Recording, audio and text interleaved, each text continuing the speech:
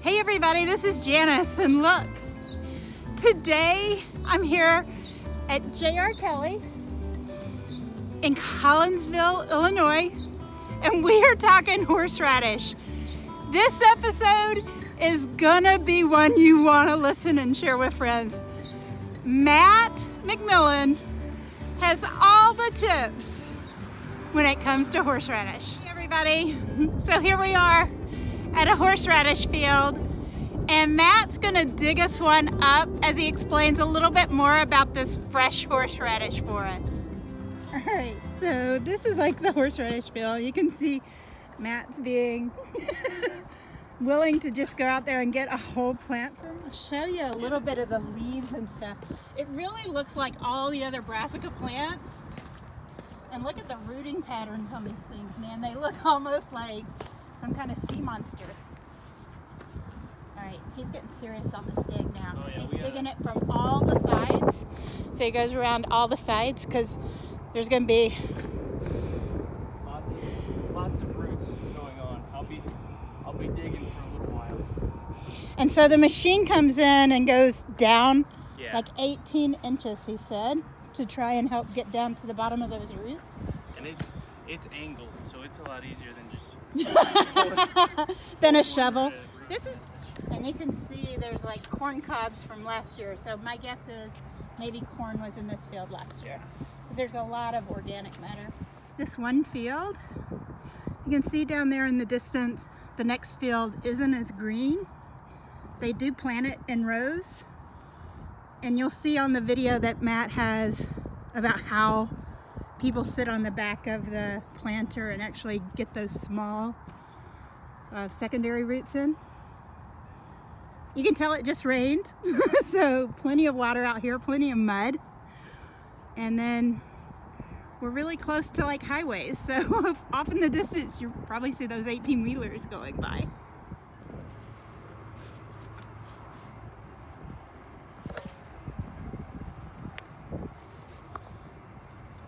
Almost there. So in any plant, the root can kind of go off in its whatever direction, right? So yeah, it'll have roots that go south and then roots that kind of go to the side, but you have when you plant it, you kind of know the general direction of the main root. Okay. And then the secondary roots kind of just go either down or so they try and get all of the roots headed the same general direction when they plant? Right. When you plant it basically like, think of it like a big pencil or marker. Yep. You plant it and they're all facing north, south, or east, west.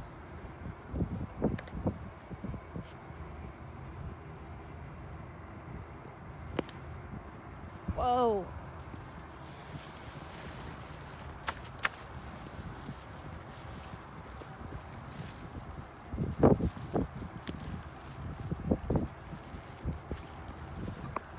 That is a big horseradish root.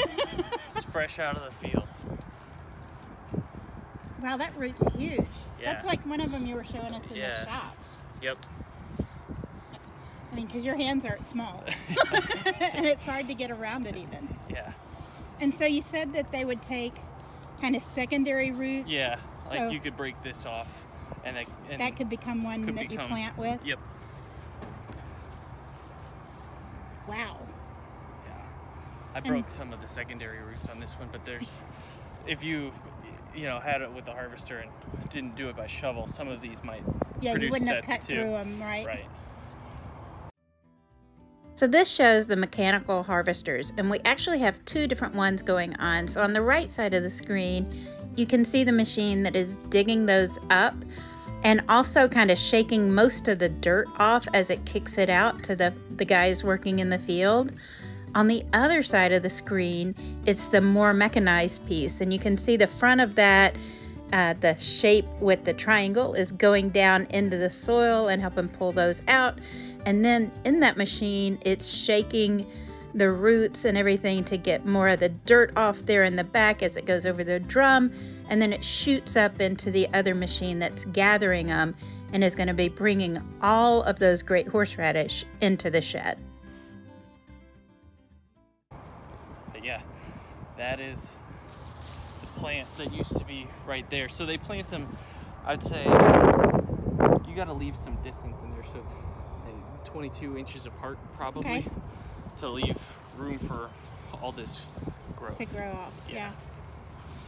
And you were saying in the car that in Passover season, some places they want to buy them with the foliage on top. In the Northeast in particular, it's very popular to have a little bit of foliage. It wouldn't be this high, but let's say like this last inch or so of, they call it green tops.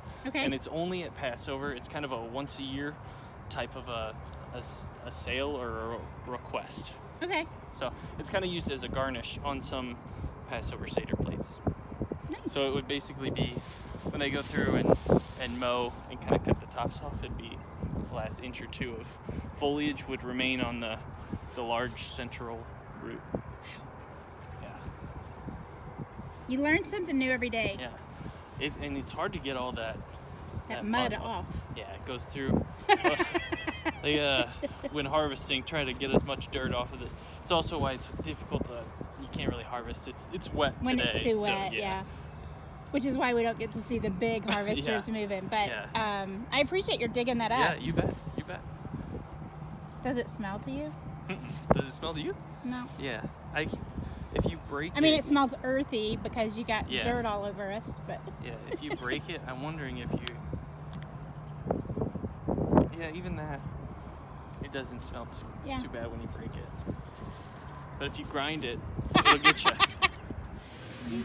Probably a better picture of more of the secondary roots that we had talked about here. Wow. That's amazing. Yeah, you plant some of these hoping that it turns into a really big one. Yep. No, yeah.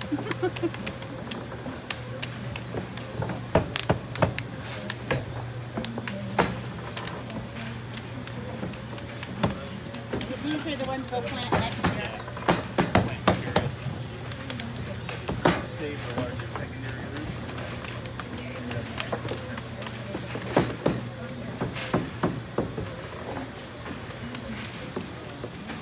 This is one of those weird pieces of equipment that you don't need for very many things. Yep. So these guys are trimming them there.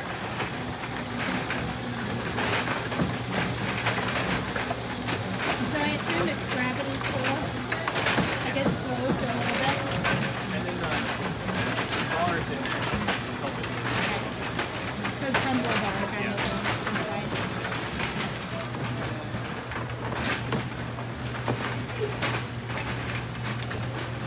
He's taking the last of the small like stuff that they saw, something that they didn't get them.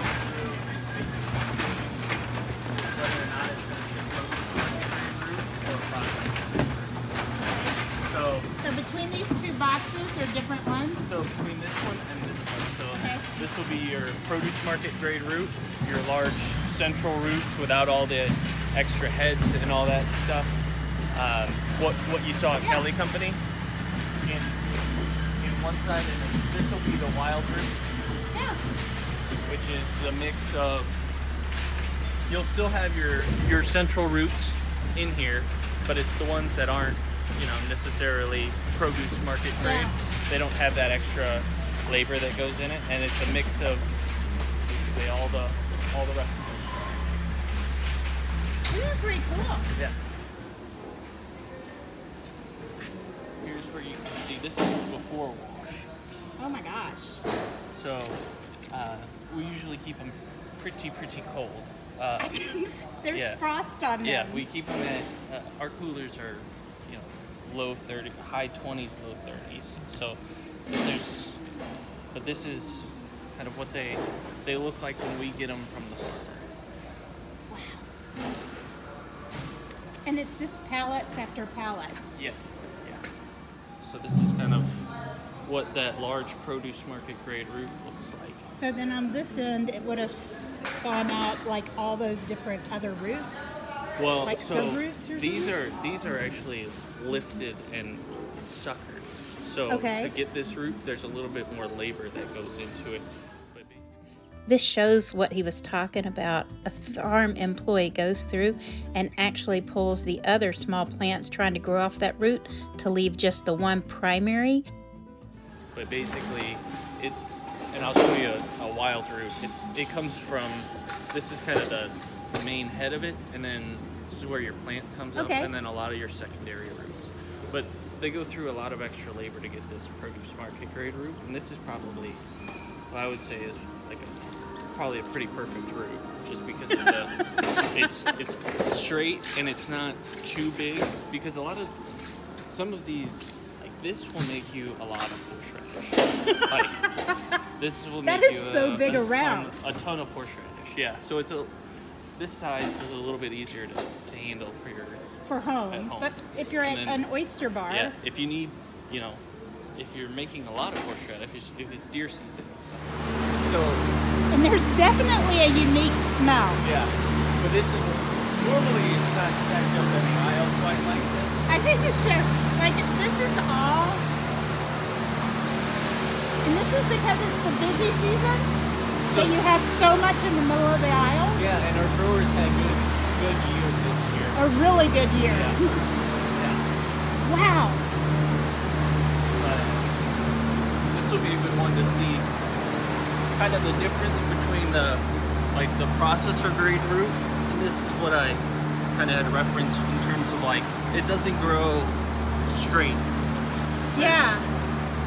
So you take these more bent up ones to processors to become like the sausage that we sell in the grocery? It's called wild root.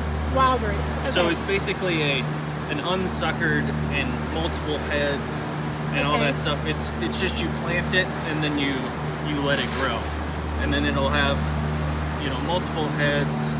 Wow. You can see where secondary roots were ripped off and stuff like that, and then it'll have these the smaller secondary roots included in it. Yeah. Really hard to trim all that stuff up and grate. Yeah, yeah. So that's why we have the produce market versus the processor. Okay. Whew, how cold is it in here? 28. Thanks for checking out our videos. We'd love for you to subscribe, watch some more videos, follow our podcast in general. I'm your host, Janice Person.